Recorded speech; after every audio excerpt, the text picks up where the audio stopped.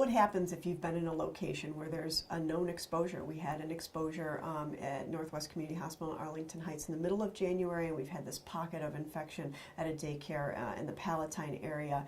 Measles is a contagious respiratory virus, but it dissipates in the air after 2 to 4 hours. It can stay on surfaces about 2 hours. It can stay in the air up to 4 hours. But after that period of time, an appropriate level of cleaning, that facility is absolutely able to, again, resume its regular activities and its hospital care, as in the case of Northwest Community Hospital.